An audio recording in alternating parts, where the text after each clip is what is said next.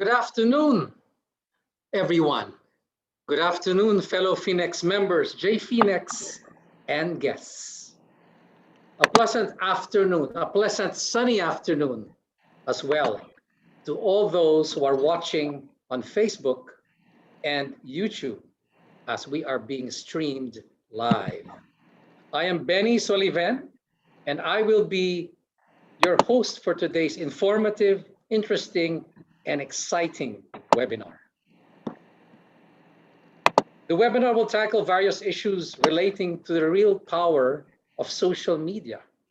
By the way, this webinar was organized and being presented by the Media Affairs Committee of Phoenix. Before we begin, may I request everybody to join me in prayer, after which the Philippine National Anthem will be played. Let us put ourselves in the presence of our dear Lord. Heavenly Father, we thank you for bringing us together today. We thank you for this technology which gives us the opportunity to be together and to learn from one another. Bless our esteemed, respected speaker and panelists who are with us today. Open our hearts and minds that we may be enlightened and inspired by her wisdom and experiences. We thank you, Lord, for your mercy and grace in these trying times. We ask you to always keep us safe in your warm embrace. We give you all the honor and glory. Amen.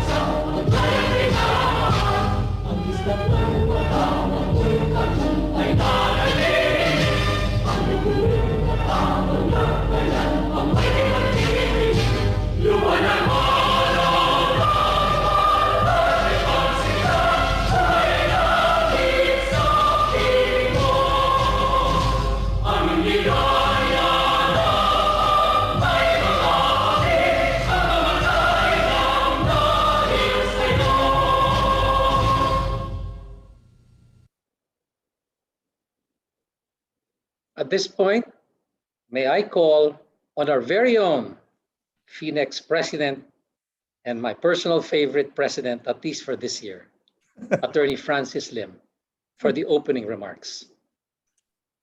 Okay, thank you, Benny. You're indeed a friend. Good afternoon, everybody. It's the second day to the end of June, and we're also at second to the last event of the month. Good afternoon again, everyone, fellow Phoenix members, and to all those joining us in today's webinar via Zoom, Facebook, and YouTube. We have today an expert to talk about the power of social media, its influence, its supremacy, how social media now rules our lives. There were 89 million social media users in the Philippines in January 2021. No? I don't think this data has yet been updated. As you know, it can either break or make a person. We hear sad stories of teenagers taking their own lives because of cyberbullying, or of celebrities who are victims of internet hate. But there are also good news about social media. For example, quite recently, social media greatly helped in the success of community pantries that started in Maginhawa Street in Quezon City since it went viral and was copied in many places all over the country. The power is indeed in our fingertips now. One like or dislike, a hearty act, a comment away. Hence the saying, think before you click. Today, we are indeed fortunate to have to listen to a guest, Maria Ressa, my favorite client, co-founder and CEO of Rappler, as she shares her own knowledge, expertise, and most importantly, her experience in the power of social media. She will be joined by our own very own Phoenix members, Attorney Mark Goriseta, Managing Partner of Goriseta Law, Zoilo de Haresco III, Director of Bohol Chronicle Radio Corporation, and Edmund Alan Kia Jansen, Vice President for Investor Relations of FINMA Corporation. Thank you again, Maria, for gracing our occasion. I know how busy you are, but we really appreciate your being with us today. I would like to thank the Media Affairs Committee for organizing this event. And rest assured that you will have, all attendees here or participants will have a very informative and fruitful this afternoon. Thank you again and enjoy the rest of the afternoon.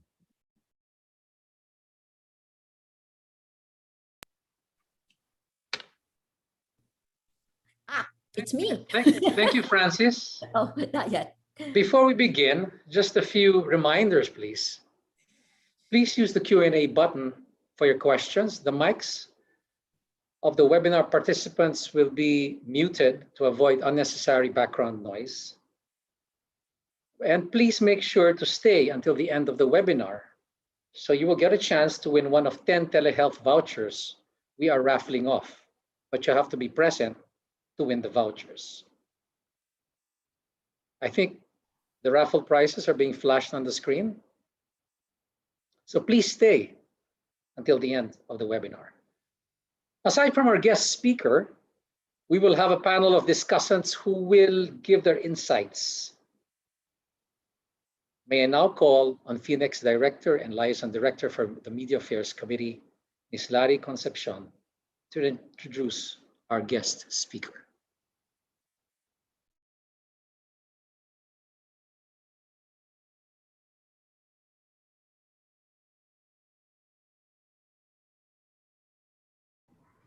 Miss Larry, you're on mute. Sorry. Okay.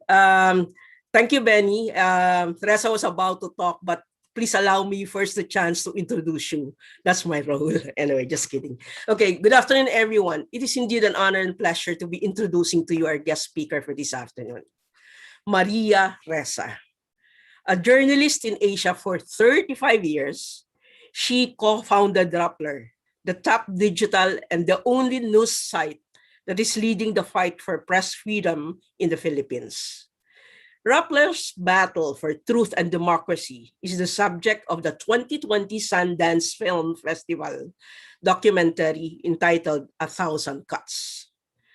For her courage and work against disinformation and fake news, Maria was named Time Magazine's 2018 Person of the Year, was amongst the 100 most influential people of 2019, and has even named one of Time's most influential women of the century. She was also part of BBC's 100 most inspiring and influential women of 2019 and Prospect Magazine's world's top 50 thinkers. In 2020, she received the Journalist of the Year Award, the John Aubuchon Press Freedom Award, the Most Resilient Journalist Award, Tukolsky Prize, the Truth to Power Award, and the Four Freedoms Award. Among many awards for her principled stance, she received the prestigious Golden Pen of Freedom Award from the World Association of Newspapers and News Publishers, the Knight International Journalism Award from the International Center for Journalists, the Guan Eiffel Press Freedom Award from the Committee to Protect Journalists, the Shorenstein Journalism Award from Stanford University, the Columbia Journalism Award, the Free Media Pioneer Award from the International Press Institute, and the Sergei Magnitsky Award for Investigative Journalism. Before founding Rappler, Maria focused on investigating terrorism in Southeast Asia. She opened and ran CNN's Manila Bureau for nearly a decade before opening the network's Jakarta Bureau, which she ran from 1995 to 2005. She wrote Seeds of Terror, an eyewitness account of Al-Qaeda's news center of operations, newest center of operations in Southeast Asia, and From Bin Laden to Facebook, 10 Days of Abduction, 10 Years of Terrorism. Ladies and gentlemen, may I present to you the world-renowned, the journalist, Maria Ressa.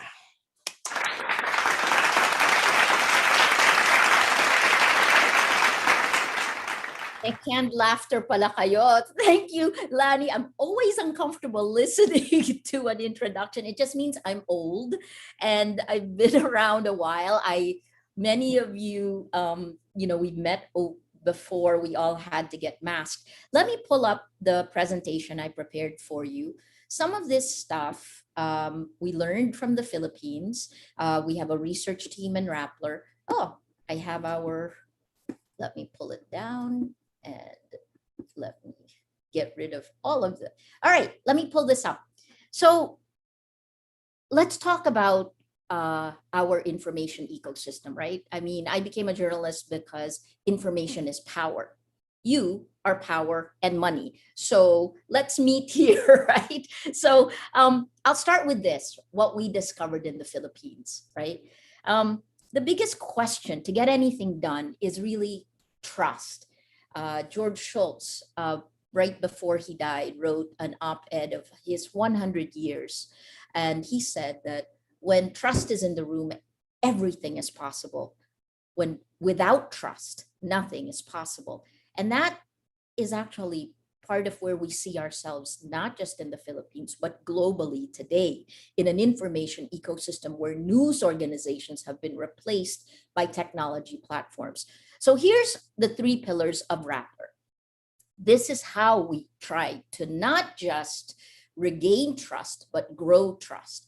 And you'll see our number 1 is technology. Tech is critically important because, as you can see, the information ecosystem in the hands of the wrong people in technology has led to our information dystopia. So tech, journalism, the ones who will give you the facts, because with facts, you actually have evidence-based reasoning and you can have a shared reality. If you have no facts, almost anything is impossible, right? And then finally, the last part is community. Community is when there's more than one of us. We know that as individuals, we behave differently from group dynamics. You know, all of the Stanley Milgram experiments, Solomon Asch, they showed that if you put an individual in a group, they behave slightly differently. But then social media takes it a step further with something called emergent behavior. You see this play out in Rappler, tech, journalism, community. And this is kind of the way I see the world, right? The technology delivers to you. If you're running a business, you now know how critical technology is, digitalization in particular. Journalism gives us the facts. So that creates reality, and community is what we do together with the facts. All right, so that's kind of the 3 pillars of Rappler. What's the biggest problem today? Okay, this is actually the crisis that was defined not by a journalist, not by any government, but this is a man who studied emergent behavior of ants. He's a biologist named E.O. Wilson. And he said that the greatest crisis we are facing today is our Paleolithic emotions, meaning the fact that our brain, our capacity to ingest and process information, our amygdala that actually makes our thinking process more emotional than it is rational, that hasn't changed. So we have Paleolithic emotions, medieval institutions, and godlike technology, right? In genetic research, the West has actually put guardrails in for something called CRISPR technology, because in genetic research, we can actually create human beings. We can give a fetus blue eyes and brown skin, right? Things that weren't possible before. But legislation in the West has stopped that kind of godlike behavior, because do we have the wisdom to deal with it? What crept up on us is the way our information ecosystem has been turned upside down. And this is critical for all of your businesses, because the stock market moves at the pace of information. And what if the information is wrong, right? So remember those three things. He's a Harvard professor who said the crisis is our Paleolithic emotions, medieval institutions, and godlike technology. I'm going to bring you to June 15th, 2020. This is, so in less than 2 years, the Philippine government has filed 10 arrest warrants against me. I'm trying to think in Rappler. Oh yeah, Rappler doesn't have arrest warrant. They have cases. They have one less case than I do. So I have one more case than Rappler. On June 15th, I was convicted along with Ray Santos of cyber libel for a story that was published in 2012, so 8 years earlier, at a time when the law we supposedly violated didn't even exist.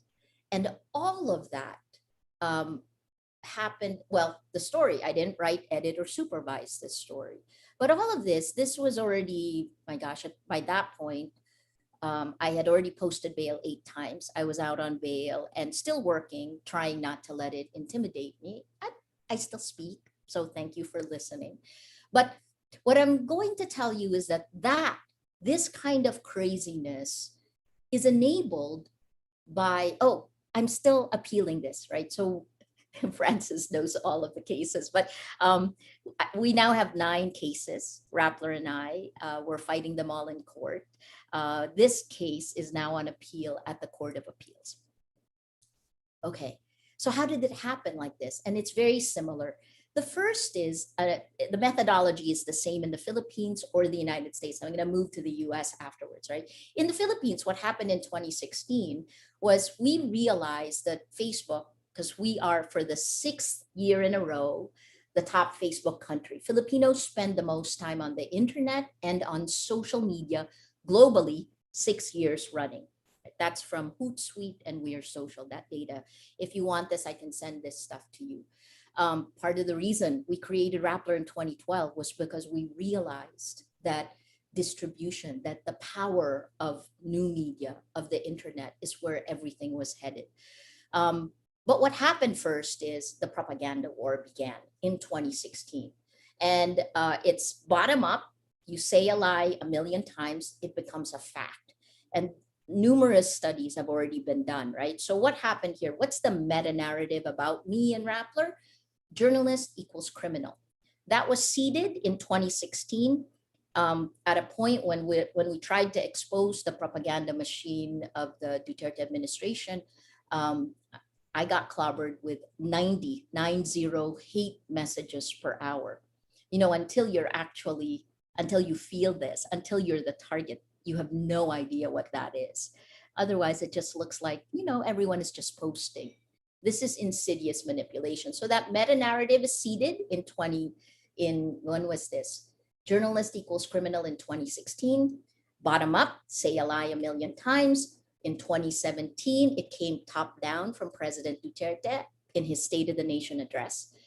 In 2018, January, we got the government tried to shut us down, just like it did with ABS-CBN.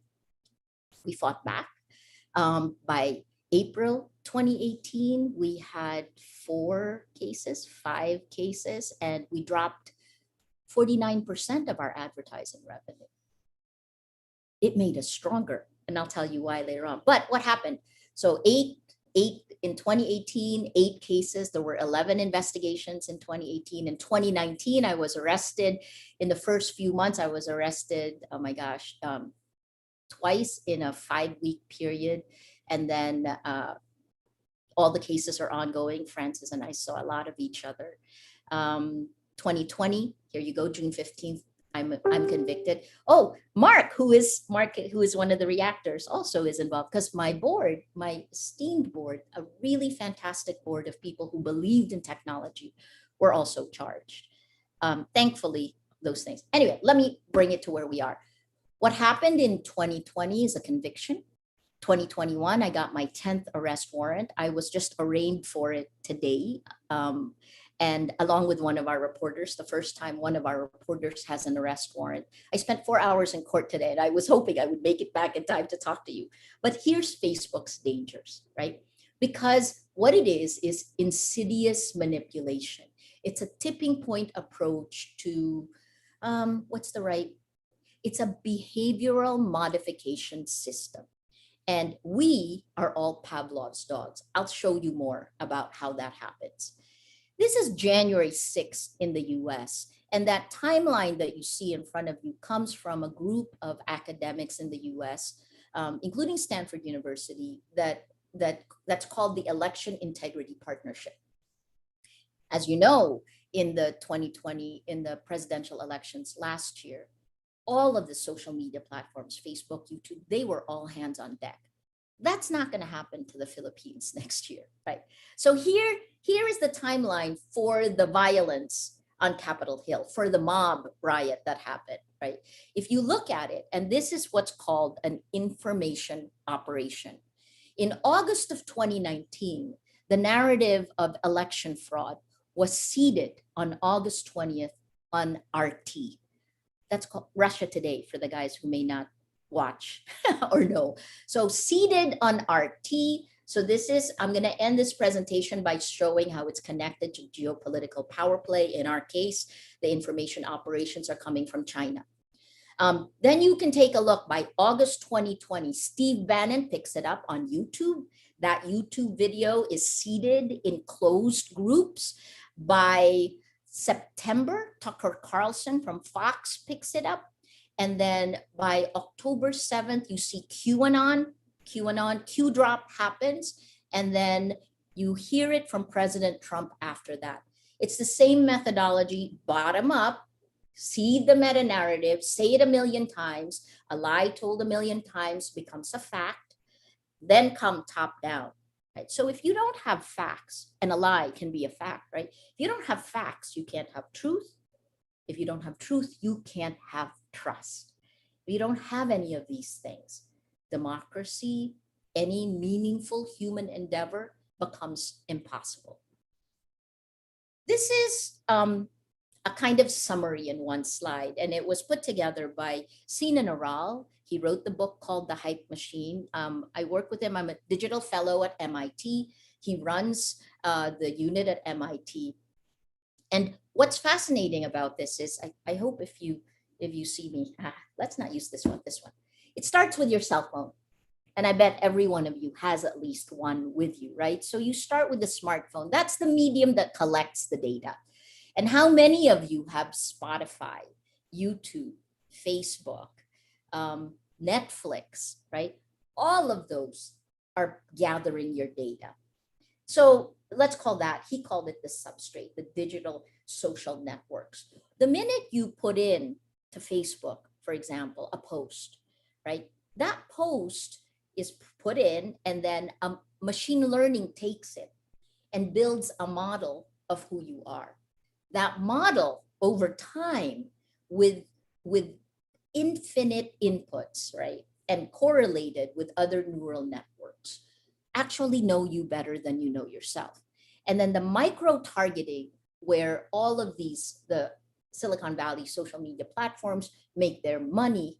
It's a process called surveillance capitalism. This is another phrase, great book by Shoshana Zuboff, 750 pages. I can summarize it for you in a short thing in this slide, right? So surveillance capitalism essentially takes your data.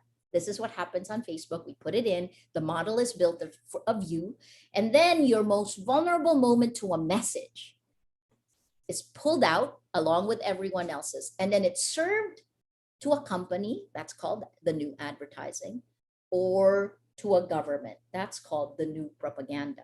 And here's the crazy thing. When you do that, think about it like this. If you watch The Social Dilemma, This is actually Tristan Harris. He's a friend. He said it's like you went to a psychologist or a psychiatrist and told them your deepest, darkest secret. And then they went out in the marketplace and said, hey, I've got Benny's secret. Who will pay me the most for it? Or I've got Francis's secret. That's the marketplace of our data and of our behavior.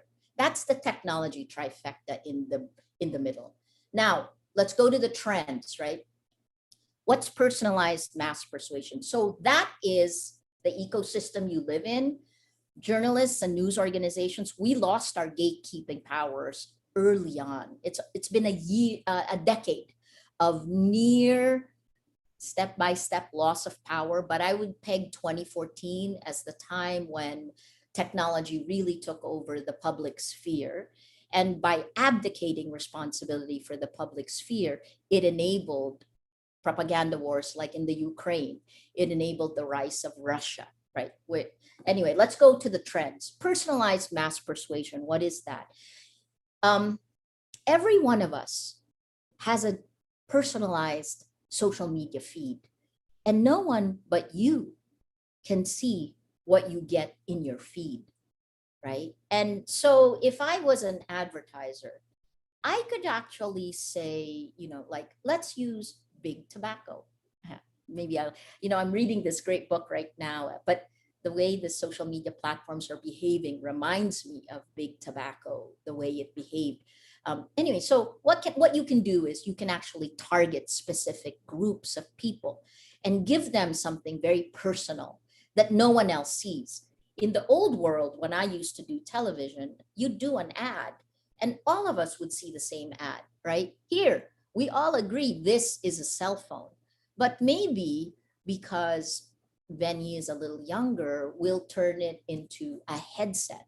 And Benny wouldn't know that he's seeing something different from everyone else. And yet we would all be talking like we're seeing the same thing. So it's persuasion, but it's individual, it's personalized, it can be insidiously manipulated. That's the first trend. The second trend is hypersocialization. In the real world, everybody knows the 6 degrees of separation. In the physical world, I started studying social networks because I was looking at how the ideology of terrorism, Al-Qaeda's virulent ideology, had spread through physical social networks in Southeast Asia. Why would a terrorist want to blow himself up in a bomb, right? I actually tracked when the first suicide bomber happened in the Philippines. You'll be happy to know Filipinos were much smarter than other Southeast Asians. That didn't happen till very recently. But tracking that, the physical social networks. So it shows you how different the virtual world is, because in hypersocialization, you make things go viral because you shorten the 6 degrees of separation in the physical world. In the virtual world, Facebook is roughly 3.5 degrees of separation. LinkedIn is a little bit longer. YouTube is 3 point something, again, 3.2, I believe, right? So the virality is connected to the hypersocialization. Hypersocialization is also connected to our behavior. Again, you go back to those studies that show you that individuals behave differently when we're alone versus when we're in groups versus when we're in large groups like cities. That's hypersocialization. Hypersocialization, and the third trend is tyranny of trends, right? When you see that dress, was it yellow or blue, right? And you jump on. There's a certain tyranny when it becomes emergent human behavior. This is what I'm most scared of, because the incentives of social media today, in order to make more money, what spreads fastest on social media is anger and hate. And facts actually don't, because they're kind of boring. Something like this, if I was to put it on social media, you'll probably scroll through it because it makes you think. It's a thinking slow process. Journalism is a thinking slow process. The parts that spread fast is instinctive, thinking fast. Daniel Kahneman has a great book, Nobel Prize winner, Thinking Fast, Thinking Slow. So these emotions, by design, the world's largest distributor of news, which is Facebook, actually is biased against facts, biased against journalists. Let that seep in, right? Biased. It is by design dividing us and radicalizing us. And I'll give you an example of, of both pro Duterte and pro Trump, right? In 2016, there was we didn't debate what the facts all agreed. So we were pretty much in the center on the facts. We debated, who are you going to support, whatever, all of that stuff, but we didn't disagree on the facts. Well, in 2016, using an us against them style of leadership, along with social media, if you were pro Duterte, right, the algorithm that spreads fastest, that grows fastest, that brings in the most money, is powered by the recommendation engine using friends of friends. So if you're pro Duterte, you're given more friends like you move further right. If you're anti-Duterte, you move further left.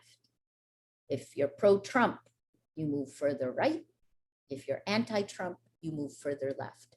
This is replicated in every democracy around the world where digital authoritarians emerged. By next year, by the way, who's having elections? Not just the Philippines, we have elections from Hungary and Brazil. Okay, divide. And then what else happens? What's the algorithm that keeps you scrolling? It's radicalization. So if you believed in the 9/11 conspiracy theories and you click, you'll be served a more radical one after that. I'll give you an example. This is another Stanford researcher. She's a do-it-yourself mom. She joined a Facebook group where they make their own baby food. She's a new mom, and she was served an anti-vax recommendation. She just wanted to see what would happen. She clicked it. When she clicked it, the next recommendation was QAnon. Okay, so you can see it divides and radicalizes. Here's the solution on the left, the levers. Money. I've already talked a little bit about the business model, surveillance capitalism. If you haven't read it, it's a great book. Shoshana Zuboff and I sit on the real Facebook oversight board. We try to put pressure on Facebook to do the right thing. Many of you know Rappler is one of 2 Filipino fact-checking partners of Facebook. So I'm probably what they would call a frenemy, because I still believe in the power of technology. The reason why we created Rappler, the reason why we did social media for social good at the beginning of Rappler was because I thought technology could jumpstart development, but not if the money doesn't change. So the first is the business model. Shoshana Zuboff says it should be declared illegal. Do you really want to be insidiously manipulated? Do you want your kids? Many of the Silicon Valley CTOs don't allow their kids to get on a screen. That tells us something, right? Code. The next lever is code. The way the code is, just because it's in the virtual world doesn't mean that people don't build it. And part of the problem is that the people who built it had no accountability. So think about the building in Florida that just collapsed, or the Ruby Towers here in the Philippines, right? The code, the building codes of it. Norms is the third lever. Norms that become, so right now, hate has become a norm. Do we really want that? How do we shift the norm? Lying has become a norm. Lies laced with anger and hate spread faster and further on social media, right? I'll put in the link to that study that was done by Sina Noral at MIT in 2018. So it's it's 2018. And then finally, the laws. And this is probably where I'm doing more work outside the Philippines in terms of trying to get the right legislation, because frankly, I can't see how we will have integrity of elections next year if guardrails aren't put in place for social media. I'm going to take you through it, and I'm sorry I'm taking up so much time, but timeline of attacks. This is how we discovered the propaganda machine. We were attacked. So I think there are 3 things that happened to me that gave us an advantage in the research. First one was when you're the target of attack, you see everything. Second, we're a publisher. So we were able to see the ebbs and flows. And then the third is I run the business of Rappler and I could see what was happening. When you put it all together like this is the first graph we did that showed you April 2017 this is the first time I showed it publicly, I think, that showed you how those red lines are the repetition of words, right? So look at Bayaran. The disinformation that works the best is when it has a grain of truth. And so we know corruption is endemic in the Philippines, and especially when you target media, right? When you target journalists, because there are definitely corrupt journalists, just as there are people fighting corruption in journalism. Well, look at Bayaran from January 2015 to April 2016. And as the line solidifies, and I'm doing the pounding, right? That's when you're repeating it a million times. You can see that it became a solid line after July 2016, right around the time the drug war began. Okay, so that's kind of the first thing, is know that you are being repeatedly manipulated insidiously. This is a 2018 map of the communities on Facebook. And you can see here, what it would be in counterterrorism, it would be called asymmetrical warfare. The pro-Duterte and pro-Marcos communities, the pro-Marcos communities are rampant on YouTube. They're rampant on FaceTube. It is historical revisionism is what they're doing. If so many more people believe Marcos is a hero, it is because it is successful. And it began as early as 2014, right? So you can see the asymmetrical grouping here. The next one I'm going to show you, so this is 2018. This is 2019, and you can't see the dates here, but this was around, I can't move it. This was the time when I was arrested, the week I was first arrested in February. And I remember it. I was arrested February 13th, 2019, because it was our government's Valentine's Day gift for me. And they, on purpose, they arrested me, I think, at 5 p.m. to make sure that I would have to stay and be detained overnight, which only actually gave me evidence of abuse of power, right? So what happened in 2019?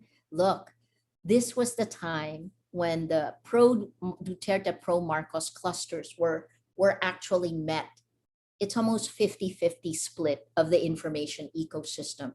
The anti-Duterte group, and you can, if you read it, the behavior actually shows you that these are people who share traditional news groups. So you can see they were sharing the news from traditional news groups. And you can see the pro-Duterte, pro-Marcos clusters are trying very hard to create, like, they did this successfully in the States, like Milo Yiannopoulos, like to try to create their own alternative news site. Mocha has been the most successful, but that's already been shifted. Vove PH, keep that in mind, the Vove PH, because we're going to go back to that. So this is February 2019, right? And you can see the asymmetrical power was met by real people who said, you know, here. And that's the dynamic that we're seeing, the kind of low intensity conflict in our virtual world. This is all on Facebook. This is 2019, and the red and the blue are combined. That is now the pro-Duterte, pro-Marcos communities. And the shift from 2019 to 2020 is an escalation of NTF LCAC and the red tagging, right? If I was talking to you in the US, I would say kind of like McCarthyism. But this one is deeply rooted in the fight against communism. And so take a look together at the blue and the red, that's combined. But the reason why we shifted out the blue is to show you that this is targeting hyperlocal communities, meaning they're acting like Trojan horses inside Facebook pages of hyperlocal groups. And then you can kind of see the anti-Duterte groups. I hate the word anti-Duterte. This is in our mapping. I was like saying, isn't that like fact-based, evidence-based? Well, you know, in our world today, it depends on which facts you want and which facts you don't want to give to guy in charge, right? So it shouldn't be like that. But anyway, this is the map from 2020's State of the Nation address. Okay, I'm going to show you a micro. This is the stuff I see and I've lived through. And then I'm going to show you the study of almost 500,000 social media posts attacking me. This was released by the International Center for Journalists, and they studied it, right? MIT is doing their own study of our information ecosystem today. Okay, this is the network that attacked Rappler, ABS-CBN, Lenny Robredo, you name, anyone that's perceived as Dilawan. Please don't use the word Dilawan because you just buy into that narrative. Also, this is brilliant in its own way. If it wasn't so, wow, I don't even know what the word is. Fascist, that's a good one. Very Hitlerian, Goebbels-like. So this is the network that did that. Here's some of the stuff that they spread about me.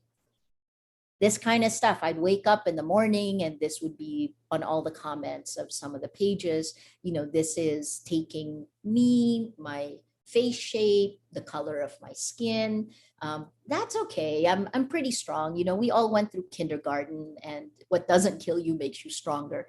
Then it went to this after I got convicted, right? Because there was a backlash. I think the government doesn't quite know what to do with me nowadays because I'm not going to stop talking. So there's this, and then look at what they did to my face, because I have eczema. I've had it my whole life. It was always a problem in breaking news because when you don't sleep, my eczema flares, right? So they created, and I'm sorry, please don't be eating while I show this next one. They created a nickname for me. It's okay.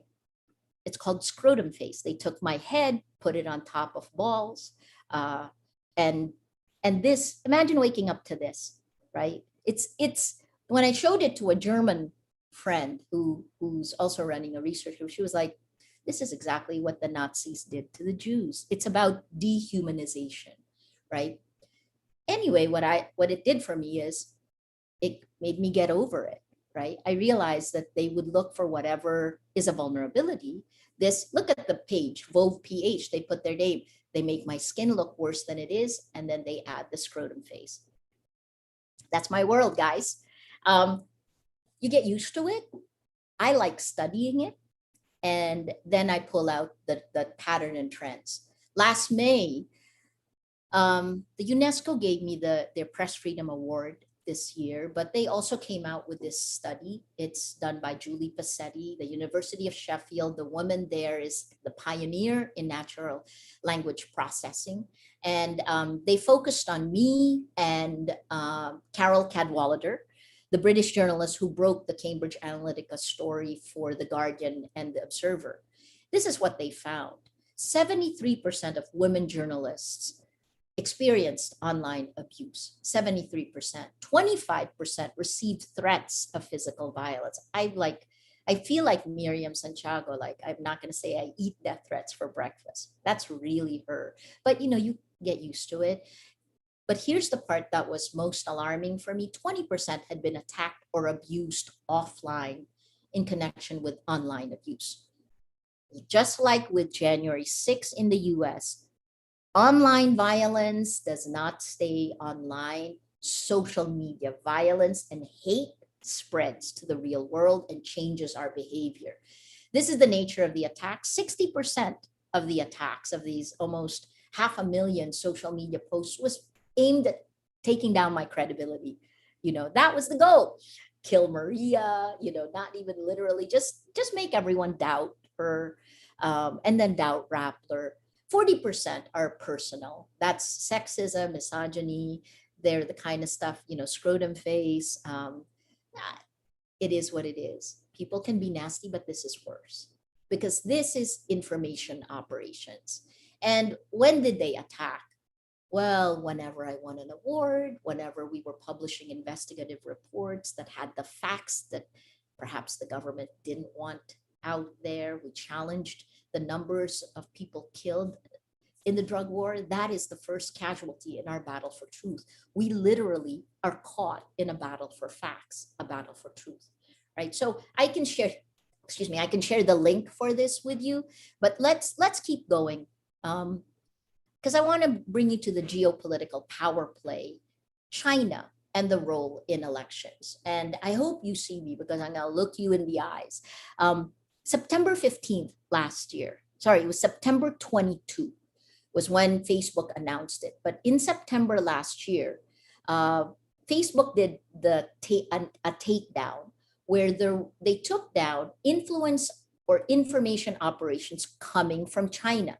It was doing a few things. It was attacking all of Southeast Asia, but it was most successful in the Philippines. What was it doing in the Philippines, right?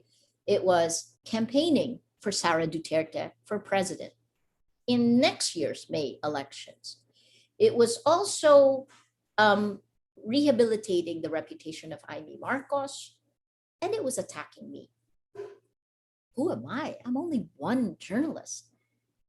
That same information operations from China was also targeting the United States and creating fake accounts using AI-generated photos. So Facebook took it down. China has done more. And you have no idea how much. There's a new survey that will be coming out on Wednesday that's run by the Pew Global Attitude Survey. I'll tell you more about it then. What is the role in elections? Huge. Because right now, the propaganda machine is in place. Let's go back over what's happened. This is April 1, 2020, April 1 last year. The first time that I think it dawned on Filipinos that we're really in a dystopian world. And what they did overnight is to trend hashtag Oust Duterte now globally, in the Philippines and globally. But here's my problem. No one has figured out how to turn online outrage and anger to real world action. Because frankly, we should be demanding better, right? This is the kind of stuff I still have to deal with. Grain of truth. This was a BBC interview with Hard Talk. It was actually a really good interview, but people don't really watch it and they believe what's told to them. So the propaganda is meant, it's like anay, right? It's like termites eating away at the foundation of everything. That includes your nation, your company, your children's future. So I've used this slide since 2016, and it's the same thing, right? Because in the end, online and offline violence, it creates a climate of fear. And what we've seen, anyone who questions this drug war, supports those who fight for truth, they attack them with the full force. Laila de Lima is in her 5th year in prison. She calls it lawfare. I call it weaponization of the law. I could go to jail for the rest of my life. It's like a high stakes game of chicken. My lawyer doesn't like it when I say that, but that really is the way I feel. I'm going to hold the line because this is the right thing to do. But I'm a cautionary tale. So what do? I've always believed this. This is what I did when I walked into ABS-CBN. You start with your area of influence. You demand accountability. You're transparent, accountable, and consistent. You stand up against the bullies. You report the lies. You tell your family and friends because courage spreads, right? You can't look away because there's a lot at stake for us in our May elections. There's a lot at stake every day. I think this is one of those times I've never understood, what happened with Hitler or Stalin or even Marcos until I lived this today. And I make just one last appeal. This is my last slide. One of the things that we have successfully done, and this is since 2019, we created communities of action. That was the elevator pitch of Rappler in 2012. We build communities of action. And what we found is that our communities, while they could be afraid, come together and they've supported us. They've helped us with our legal fees. They've helped come together. And again, it is about the speed of trust. We need to create communities where we trust each other, where we remind each other of the goodness of human nature, because I believe the good outweighs the bad. So a lot at stake for all of us. Phoenix, you have tons of power and money. Please, I'm ready to take your questions. Thank you, Maria. Wow, wow, what a wealth of information. Yes, let's be strong, expose the lies, and very true, courage spreads.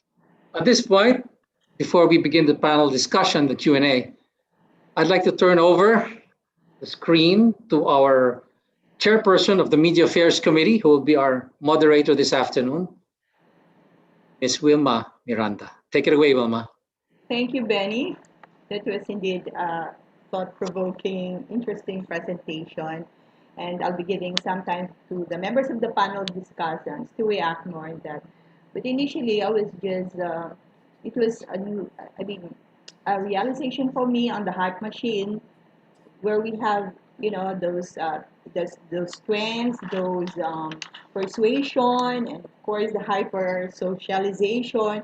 So I realize right now how much Facebook is really having power over us. So with all of this, with the hype machine, the different factors in the hype machine, do you think our society or the world in general is becoming better or becoming worse? Is it becoming better or becoming worse because of social media? So, you know, we built Rappler on social media, right? In 2011. We have the benefits, of course. Yeah, when we were, I really believe technology could help jumpstart development in the Philippines. And, you know, I look at it as kind of like the age of industrialization in the US. You remember the time of the robber barons when factory production, they got to a point where they were taking advantage of people. They were working their people too hard. And then those very same robber barons were the ones who later on then gave money for education, right? This is Carnegie's, Rockefeller, all of these. So I feel like we're at that. So the quick answer is right now, worse, definitely worse. It is, we're seeing democracy retreat globally. And we're only a case study. I think of us as like Drosophila. You know, if you've done genetics, my freshman year, I was doing research on fruit flies because they die so quickly. Meaning you can have 4 generations in the time it would take, you know, another species to have one birth. You'll already have 4 generations, so you can already grow whatever that is. So I feel like we in the Philippines are Drosophila. We're a testing ground. In fact, Chris Wiley, who is the Cambridge Analytica whistleblower, said that he called us the Petri dish. And he said that SCL, the parent company of Cambridge Analytica, was operating in the Philippines way before. And Brittany Kaiser, the other Cambridge Analytica whistleblower, actually gave who they were working for, right? Mm-hmm. So I guess part of what I tried to show you is that don't think about this. Most companies will think about it as marketing. It's far more insidious than marketing. In fact, one of the questions I always have with social media is, where is the line you cross where it's no longer free will? Mm-hmm. So I feel like this isn't just about the Philippines, right? What will happen is if guardrails, if laws aren't put in place for Silicon Valley companies, we will lose democracy. It's a given. Mm-hmm. I would like to hear the reactions and comments from our panel of discussants. Of course, I think I have to introduce them first. We have the managing partner of Goriseta Saavedra Africa Cultural and Associates, attorney Mark Goriseta, and of course, the director of Bohol Chronicle Corporation, Mr. Bingo Di Haresco, and our third panel, member of the panel of discussants, Mr. EJ Kwa Jansen, who is the Vice President Investor Relations of FEMA Corporation. We'd like to start with Attorney Mark Goriseta. Attorney Mark, please take the floor. Hi, Maria. Hi, Mark. we were just messaging this morning. So again, thanks for being here. Nice to see you again, right? So yeah, I remember like just a couple of years ago, we were talking about big data, right? In this office, like big data, even prior to this pandemic, how tech or big data could probably take over our lives. Hopefully not. But I guess before going into or talking about or asking you about big data, since this is Phoenix, which is mostly composed of CFOs and CEOs, I'll start probably with, this question or a reaction. So as you mentioned thoroughly in your presentation and also as discussed by Wilma, social media, as you said, is an understatement, I guess, a very powerful tool for both big businesses and small businesses. So, however, I think you'll also agree that it can also pose several problems. Like, for example, just to mention a few, Maria, like monitoring offensive behavior, as you stated, I think like creating the burden of marketing shift. You remember, as you mentioned also, meaning before businesses are just used to one-sided sell, right? So just advertise in ABS or probably in CNN. But now social media, you're now required to, or you need to develop a relationship with buyers, or again, as you mentioned, an engagement, right? And a community. Just second, third, probably you're used to this tracking negative or misleading statements. On the other side, probably on the legal side, an accidental or how would you know, right? Accidental release of confidential information. So my question there, Maria, is how can businesses like manage all of these? Like not all businesses have this so-called reputational or reputation management software, as you know, I'm sure you're familiar with that. So Yes. how can businesses like us here in Phoenix manage all of these in our day-to-day business or on how to run our businesses? Yeah, so the quick answer to that is you really have to shift to digital. And that is both an investment that you need to do sooner rather than later. I mean, again, an easy one is take a look at, say, Union Bank and BPI. I'm sorry if I'm using, I just figure it's easier if we can Yes. look at it, right? If you don't shift fast enough, then you're at the whim. You are at the whim of regulators who themselves are not in a position to completely understand or to even be able to control. This is the problem with our Commission on Elections come election day, right? Because there's not going to be. So for me, I would be proactive. I would set aside an investment that would Mhm. be able to digitize it for you. Every company should be, when you build communities of action, that shouldn't just be publishers, that should be every company. Because what used to be your customers are now also, if they're part of your community, they are very potent parts of what you can harness. This is so, for example, in Rappler, right? I never had I didn't use any marketing group. I took what I would normally put into marketing and used it for civic engagement. So, all right. So the first is invest, invest, invest. Now, if you haven't actually, it should have been last year. So that's the first. Right, The right. second is data. You should have, every company now has to have a data privacy officer, but beyond that, don't go with the bare minimum of what the government has. I mean, Ray the board, our guys are good in this, but again, remember how much data has already been out in the public domain. The Comelec leak in 2016 was huge, Right, all right. the voter information. And then there's the Facebook leak, right? Just even those two alone puts all of our data in the public sphere.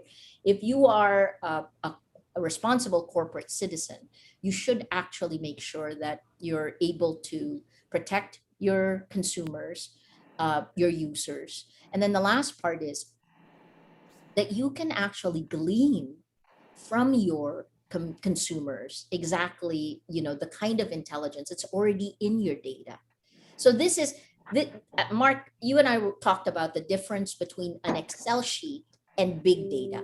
That's like that's like a difference in civilization, right? Like and the kinds of stuff, like the things we're playing with now in Rappler, for example, is technology platforms that aren't going to divide us, right? We need to have a public sphere where we can have facts and evidence-based reasoning, where the processes of democracy, meaning we have to listen to each other and let each other's opinions change our minds. That's not what happens on social media today. On social media today, it's kind of like you're part of my gang, I'm part of yours. And if you're part of my gang, I'm going to go beat up someone for you. Or if you're not part of my gang, I'm not going to, it's us against them. Anyway, long-winded answer to say that tech is it, guys, on everything. If you haven't figured out how to shift your business with technology, and that starts with your own consumer base, your processes, everything that you do in the physical world can be done more efficiently, and almost all of it can be at the tip of your phone. I sound Thanks, like a Maria. So, yeah. perfect. Thanks, Maria. Yeah, well, my probably just if you correct me, Maria. So I guess you're saying that I guess digitalization is not already not the future, but now, right? I mean, for if some of us here haven't yet pivoted, we should do it now. Otherwise, do it tomorrow, not wait for tomorrow. That's one. I guess also you were saying that we take into consideration, be really serious with data privacy, cybersecurity, and the data that you collect, right? That we, meaning businesses, collect. And of course, last, I think you mentioned that it's important for us, for businessmen, for members here, to be able to understand the data that they extract from their users and or clients or customers, right? To be able to manage all of these information and probably so-called positive or negative effects of social media. Thanks, Maria. Wilma? Mark, I'll add one more thing, and this Go is ahead. what you do, right? But it's a brave new world, and the legal rights of each of us. And this is part of the battle. I just sent to you in our chain. This is the Forum on Information and Democracy, where we came out with 12 systemic solutions, right? These are Right. Okay. kind of, Sinan was part of this group also. We tried to put together some of the smartest minds. We came up with 12 systemic solutions, 250 tactical ones. Wow. But social media, these huge Silicon Valley platforms, are making so much money that Right. they're almost like big tobacco. I don't know if I'm sorry if any of you guys are working with the big tobacco companies, but they knew for years that their product was harmful to human beings. I read some of the data that 50% of people who smoked had health repercussions, and they knew the data, but yet they aggressively marketed to kids. So I guess this is part of the goal. Like, where does law stand in all of this? What is, how do we protect? Why is there not a consumer protection bureau for those of us who are being insidiously manipulated? Who do I go to for justice? Should I really have to deal with 90 hate messages per hour? Thank you. Correct. Thank you, Maria Ressa. Sure. We go now to the second member of the panel of discussants, although we can always go back to Attorney Mark later if we have more time. But this time, let's give a chance to Mr. Bingo de Jerezco. Bingo?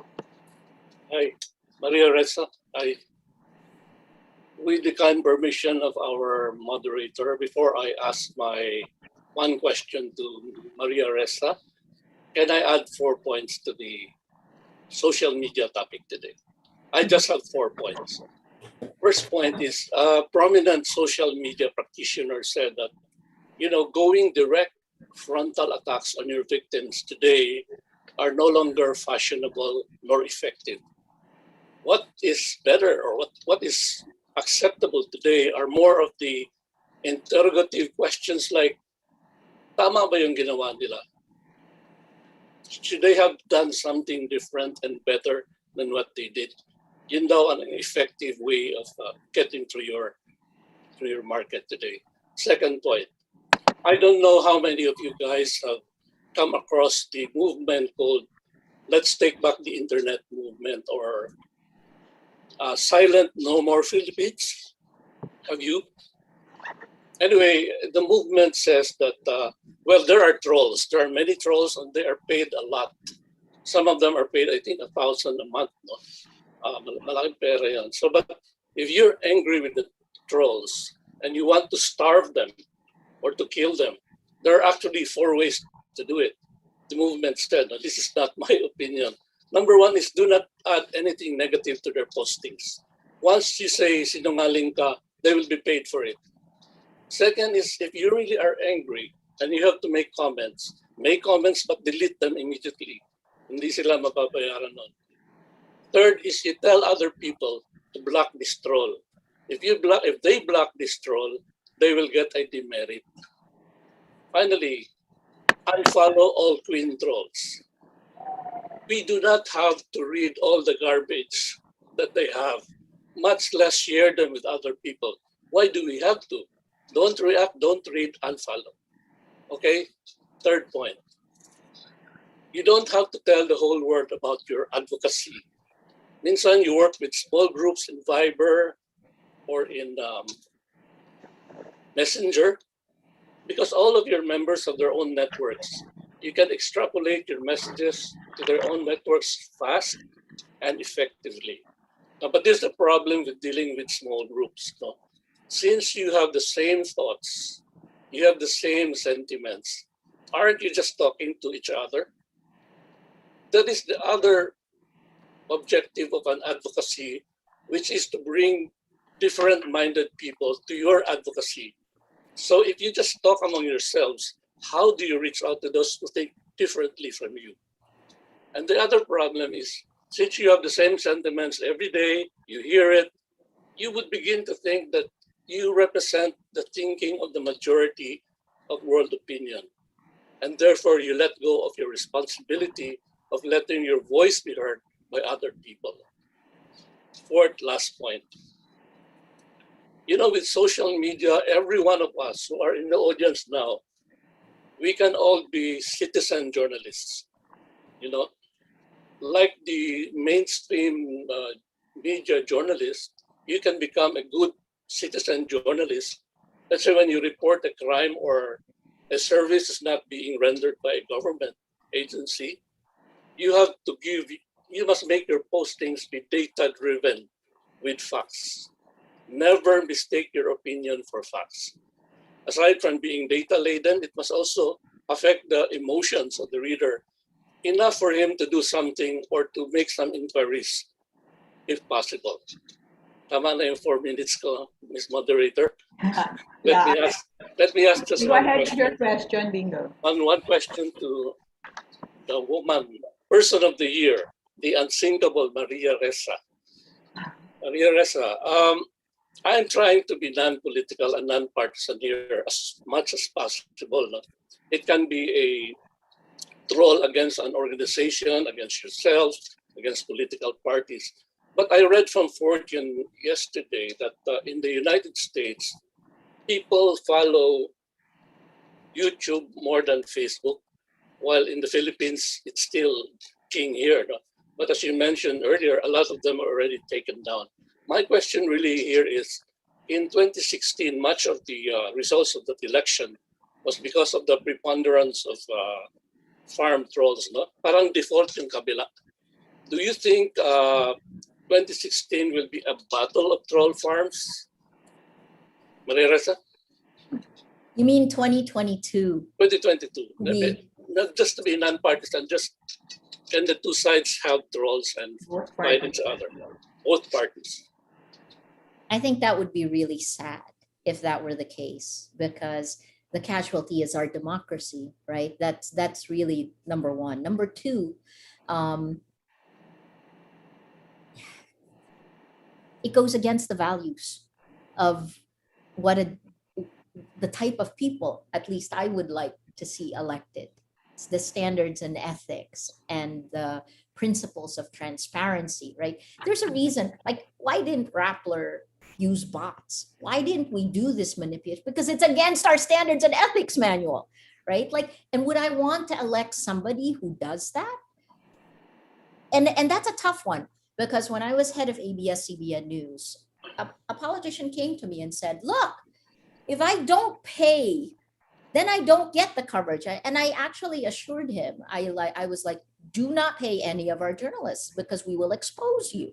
It was very different when I was at, and he just said, but if I don't pay, then I'm not going to. So are you going to take part in the corruption or not? Right. And oftentimes it's very hard when you live in an endemically corrupt country to be lily white pure. But the people who I would like to lead are the ones who are able to maintain some semblance of values. Because I think the Filipino values haven't changed. So actually your question of non-political, non-partisan, I am not political nor partisan, but I do have values. I do have beliefs. I believe in honesty. And so I guess I've moved forward because I've come under such intense attack. What they've forced me to do is to realize that even if, like Rappler, we're not against Duterte. It doesn't actually, we didn't by design say, oh, in fact, we covered Duterte the most when he was still a candidate. And, some people from the Liberal Party thought we helped get him elected. That isn't the goal, kasi. The goal is to give you the information you need. We covered Duterte because he was the least known of the people. I wanted to know what the guy was about. And so the quick answer to your question is if that's the case, then we're no longer a democracy. Then it's like manipulation versus manipulation. And guess who wins? The social media platforms, because they'll just make money from everybody. Diba? I would say that's close to India today. That's the problem with India. That's because I think so far what we've seen in the Philippines is that the good guys, and this kind of is what happened in the US. If you look at what the Democratic Party did, they didn't play in the same way, because the minute you use this scorched earth policy that Cambridge Analytica gives, you become dark, you become evil, you actually incite anger and hatred. Do you really want to do that, right? So I hope that doesn't happen. I am today in court, I couldn't stop talking to Ted because I am just so despondent about where we are, and if we get to what you say, which is that every politician buys into manipulating the people, where is the respect for the people? Thank you very much. You use the word despondent because from other parties or the other side of the fence, they feel that they will use fire with fire. And as you were saying, there is no democracy there. We'll be a victim of our own ambitions. Thank you very much, Maria Ressa.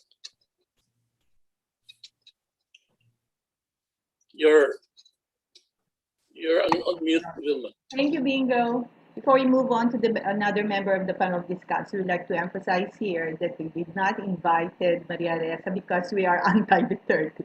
We invited her because we just want to see the whole picture and because everybody has one common goal, and that is to make this world a better place to live in on the proper use of social media. So we now introduce the next member of the panel of discussants, our youngest member of the panel, EJ Kwa Yansen. EJ, please take the floor. Okay. Thank you, Wilma. Thank you, Maria, for your time. It was really a lot of food for thought that you provided, a lot of data. And I think your last comment on feeling despondent is something that really resonated with me. I have spent my professional career with social media. I've grown with it, and I've really seen the evolution. Facebook was created my senior year in college. So the entire time, I've seen how it's evolved. Initially, it was a cliquish, small network only. You could see what your friends were doing. You could see what gatherings you were making. And all of a sudden, and you saw it in your presentation, Facebook became such a tool for division on the left and the right. There was none of that before. It was, let's see what people are eating. Let's see what vacations they're taking. Let's see what parties they're going to. And I was constantly brought back to that thought of how can we make, as Wilma mentioned, social media a positive place again? How can we as individuals, as business leaders in Phoenix, as corporations, really come back and make social media a positive place again where we can log in without fear of seeing the latest bad news or getting those 99 trolls per hour. And when you look at it, social media is such a powerful tool. Like you mentioned, it's powers. Information is power. And social media has made people, has made brands so much more accessible. And that's really decentralized that power at a faster rate than it ever has before. A single person can make a post that suddenly goes viral, and they suddenly have a power that they couldn't have that easily had in the past. And as we see, the rules in social media are quickly evolving, but maybe not at the same pace that social media itself is evolving. And those rules change from location to location. Those rules change from country to country. But the use of social media in itself is actually a borderless thing. And as companies, you see that reputations can be made for a long time as individuals. And yet the single tweet, a single post can ruin your reputation, can wipe a lot of money from your market cap or your value. And so how do we as corporate citizens really practice our corporate social responsibility to make social media a more positive space? And maybe taking that a step further, when you look at social media again, back when I started using it, it was really about establishing connections. And that's what we'd like to do with our customers, our partners, our shareholders. It was about building relationships, not tearing relationships down. And shouldn't we want to use and be our authentic selves on our social media without fear of being attacked? And maybe just taking it back to a question for you, Maria, and looking back at, say, the GameStop saga, the rise of the meme stocks, what's the role of companies to respond to these kinds of speculations we see on social media? And how can we, again, be good corporate citizens, both offline and online? Wow, that's a lot. Thank you. Thank you. Sorry. No. Look, I think there are three big things that you made me think about. So how can we, so number one, I think you have to, as a company, be prepared. Be prepared, because if you've left social media in the hands of your marketing team, this may be your next biggest crisis if you get targeted. And then what we've seen is that the propaganda machine that is largely used in political ways have also freelanced against companies, right? So they're for hire, they're guns for hire, essentially. And you should have a crisis plan for how to handle that. And the only way to effectively do that is to already build your communities, right? Real communities. And this is the, I think, Bingo, that's the difference, right? If we follow the lies and the manipulation that worked, then they're not real people who were there for us. And I know the difference in that when Rappler came under attack. So that's the first. Be prepared with your own crisis plan for social media, because, and we've already seen this with some companies, right? When you get targeted, not only does the president or government go after you, they go after you online first. The second is understand why Russia did this first. And this is very similar to Chinese influence operations, Iranian operations. This is ongoing. This is a geopolitical power play. Russia has included information operations in its military doctrine. I can share that document with you because this is asymmetrical warfare. And the goal is not to make you believe one thing, right? Like most people will think, oh, they want me to believe Duterte is bad. That's not the goal. The goal is to make you distrust everything. And that has been replicated in our country, because when you don't trust news groups, when you don't trust politicians, when you don't trust our institutions, look, I'm the first to say we can do better on every front, but yet they're good people in every one of the companies and institutions. And if you don't give them the chance to do good, then we will never get to that. Our better nature won't be there. So I guess that's the also what it does to democracy. And there's a lot of studies. If you're interested in these studies, I can put the links in. But the studies have shown that these cheap armies on social media have rolled back democracy over exceedingly greater numbers of countries around the world. In 2017, the very first was from freedomhouse.org. They said that these cheap armies were rolling back democracy in 27 countries, 2017. 2018, that doubled. 2019, it added again. And I think 2020, this year, Oxford University's Computational Propaganda Research Project puts the number of countries at 81, right? We're part of that from the very beginning, the Philippines. So I think the biggest problem is this. If we don't have trust, what your companies are selling beyond the commodity of whatever it is you're building is trust. If our people don't trust, if our people are manhid, if they don't care, then the autocrat, the voice with the loudest megaphone, wins. And you won't have anyone to go to for a sense of justice. So to think about it as human behavior, and I talked about emergent behavior. So I'm writing a book. I have to finish the book. But there's this great book from a while ago. It's called Emergence by Steven Johnson. If you look at emergent behavior, it's kind of like compressing, like regulation with ice. When you compress ice, it actually it melts, right? When you put pressure, regulation moves. Well, emergent human behavior. So what's emergent behavior? Emergent behavior is when, like, the birds fly south. Each one of the individual birds don't know where to go, right? They don't know what to do, but what the whole group turns, they all kind of turn together. E.O. Wilson studied ants. My mentor in college studied ants. So when you look at that, ants, when they build ant hills, they build amazing structures, right? But they only look at the butt of the ant in front of them, but it's emergent behavior. Now, translate that to human beings and how we behave when we're in cities, when we're on social media, where what's coursing through it is hate and violence.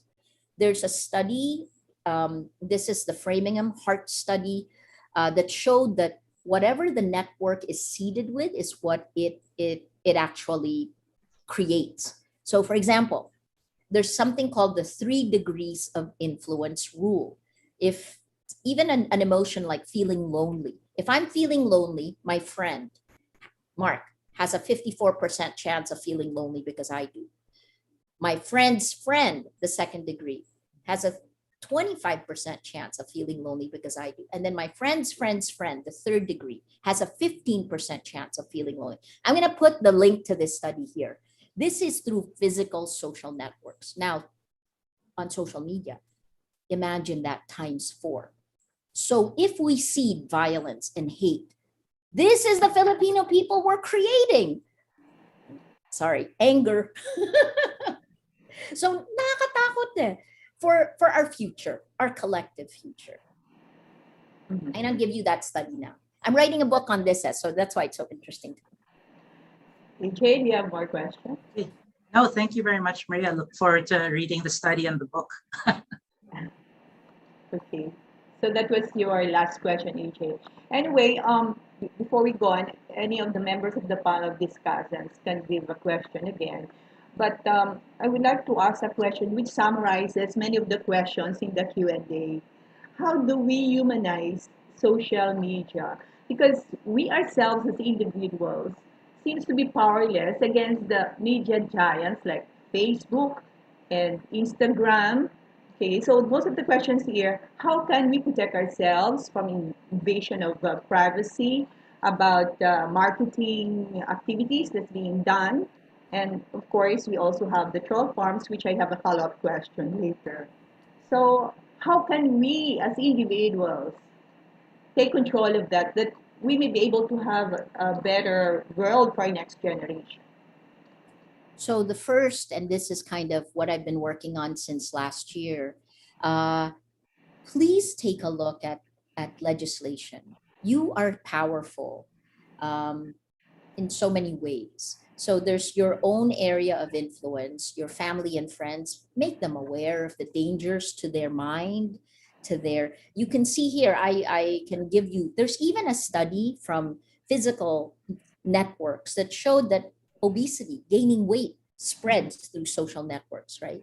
And the fact that anger and hate is what is coursing through our veins makes me worried. So spread that. This is, the studies are there. I put in just a few of the easy ones, right? But I'll also put in Shoshana Zuboff's book, The Surveillance Capitalism, because that, if you read that book and you're running a business, that will be helpful to you. It will give you ideas of what kind of data you should be monitoring, how you can safely do that, and then also the dangerous ones, how you are being manipulated. I think there are three laws that we're looking at globally right now. The European Democracy Action Plan. So I look, the EU is a little bit ahead, you know, GDPR in Germany. I was there when the new justice minister put in place GDPR. She's a young woman, and it's not working.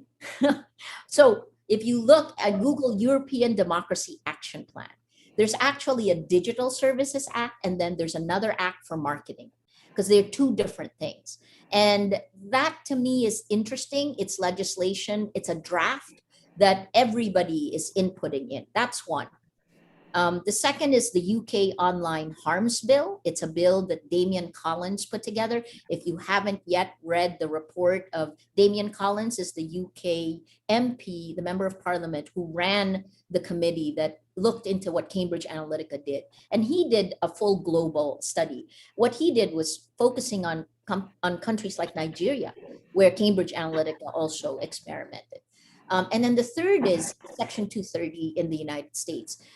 Look, Facebook just won some cases in the US. If you read the New York Times, it just happened while we were asleep.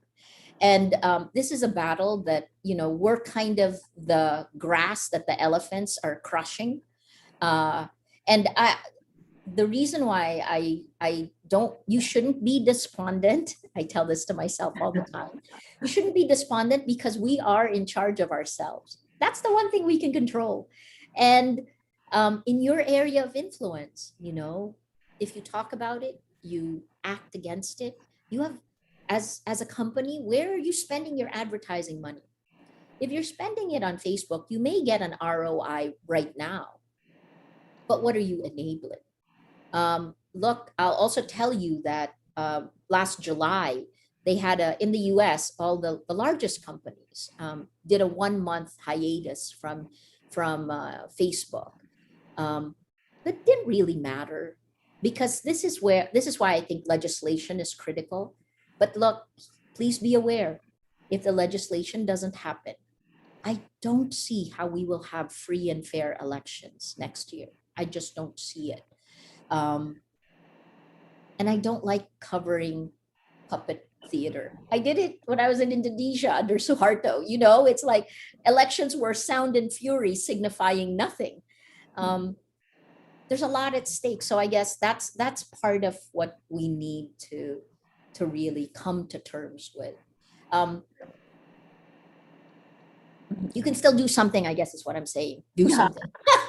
Although we cannot feel totally helpless, but you know, as an organization, or especially the Media Affairs Committee, will continue with the advocacy of informing the public, constantly informing them about the pros and cons of social media and how they could be made aware and prevent, you know, media taking over our lives and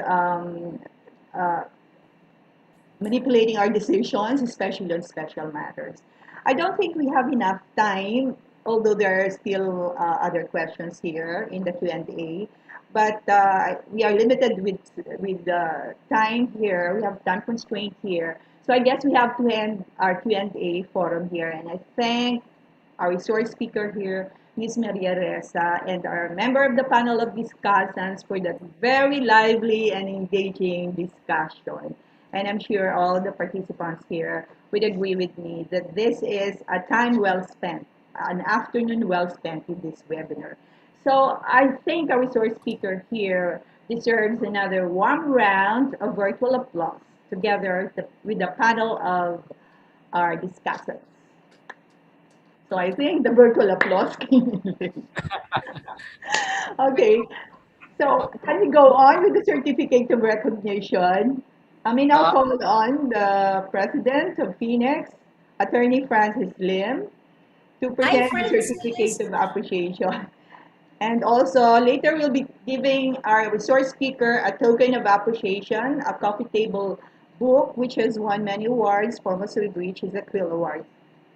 And Attorney Francis, please take on the floor.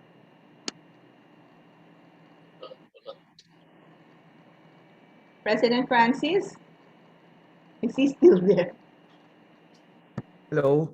Yeah, okay, go ahead. Hello. Okay, President Francis, you're Yes, on. yes. Do you see me now? Okay. Yeah, Sorry for that, we can Maria. see you clearly. Yeah. And I'll just move this.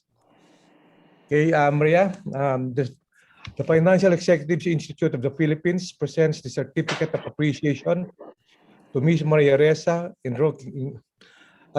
recognition of her generosity in sharing her valuable time, knowledge, and insights as a resource person for the webinar on the power of social media. Given this 20th day of June 2021 via Zoom, signed yours truly, Wilma Miranda, Chairperson of Media Affairs Committee, and Hilaria T. Concepcion, Liaison Director, Media Affairs Committee. Again, thank you very much, Maria. I know how busy you are. No? Okay, thank you, President Francis, and our resource speaker, Ms. Maria Ressa. At this time, I think we have a virtual applause already. I think she deserves another one. So how about a virtual round of applause for our resource speaker? Thank you. you. Thank So, you, Francis. Thank you, Maria. Thank you. Maria. Nice to Thank see so you, Maria. much. Thank you. Thank you. Thanks for us. We're very honored to have you here this afternoon. May Very, now very turn over honored, the rest Maria. of the proceedings of the program to our MC, Mr. Benny Sullivan. Benny? Yeah, thank you, everyone. Thank you, Maria. Actually, I was going to ask Maria. We have other questions in the Q&A box, and I don't know whether at some point in time we can shoot and maybe summarize some of them to you, and then maybe if you would be kind enough when you have time, and when you would take a break from writing your book, if you could give us, some of the answers. Yeah, Benny, I actually was trying to skim it. There's questions about Omidyar Network, about the cases, more than willing and happy to answer. Please just email them to me. I'm also on Twitter in case any of you guys want to know. I tend not to go into the kind of mob of Twitter, but I'll respond when I can. Benny, I'll respond to the questions of your members here because they're, I've been the target of a lot of disinformation as well. But, I mean, we also saw it live in the Senate and in the hearings with ABS-CBN, right? And PDRs as a business group. I'm sure you guys know what PDRs are, but that can be a whole other session. That's right. Same issue as against ABS-CBN, the PDRs. Yes. It's what Maria calls weaponizing the law. Well, I know, Maria, we really thank you. Thank you for indulging us. We really learned a lot. Well, this is the time we have a little raffle here for everyone. It'll only take a few minutes. We're raffling off these teleconsult coupons, or what you call these benefits. 10 teleconsult raffle vouchers, and the Secretariat will do the raffle, and the winner should be able to receive the notices via email. Thank you. Go ahead, Mike. Mike? Can we have the winners? in the chat box probably. I think the secretary is trying to load the screen. Yeah. Just hold on. Okay. Oh, by the way, Maria, we appreciate the links that you've been posting. And I hope our secretariat is able to capture the links for our members. By the way, you have to let us know about your book, huh? When it's coming out. I will. Is it okay if I drop now, or should I Go, wait? go, go. Yeah, that's fine. That's fine. I know you're busy. Thank you, Maria. Thank you. Thank you, thank you, thank you. Let us know about your Thanks, book. Francis. I'll just send one last link and then let me know, and if there are other questions you want me to answer. This is the last link I'll put in.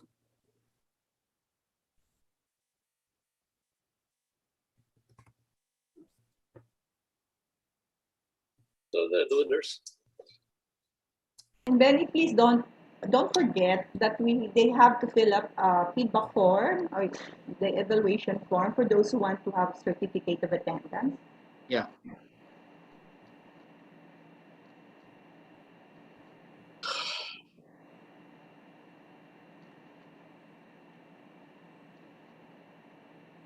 Okay. Sounds good. Okay, Thank you. there you have it in the Thank chat you. box.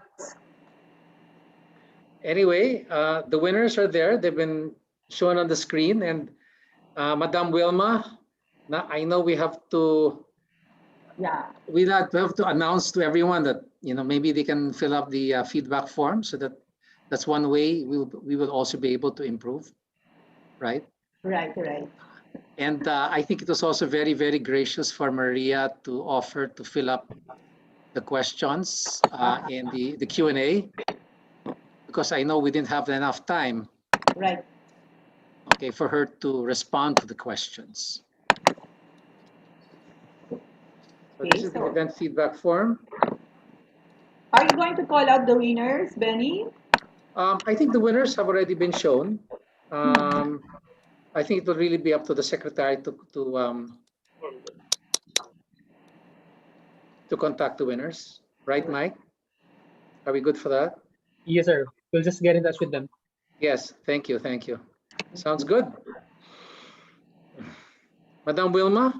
Okay, do I close Yes. the whole webinar because we don't have a closing remarks? Anyway, before we forget also, those who cannot fill up the forms in the chat box, they can also, we can also send them through email for those who will be requesting for the certificate of attendance. Well, it was a very informative, educational webinars, and we'd like to thank first and foremost, of course, our resource speaker, Ms. Maria Ressa, and the members of the panel of our discussants, and of course, our MC today, Mr. Benny Sullivan, of course, our president, who has been here all throughout the webinar. I hope we can have more webinars. Don't forget, we're also planning another webinar during the annual conference. It's about media and how it shapes the future. Okay, so once again, thank you everybody, and I hope and we all have a productive day for the rest of the day. Good afternoon, and God bless. Keep Thank safe. you, God bless. Thank you, Madam Wilma Bingo. Attorney Francis Lim, my favorite president this year, thank you. EJ, Mark, Mike, Thank you, Secretary. Danny, Wilma. Thank you, Yeah, everyone. Thank you. Can we have one last photo group picture for the whole members of the participants of the program? Okay, I'll take it. One, You can two, take it also. 1, 2, 3. There. Thank you. Okay, thank you everybody. Bye-bye. Thank you, thank you. Bye. See you next webinar. Thank you, good job, good job. Bye. Thank you. Congratulations, everybody.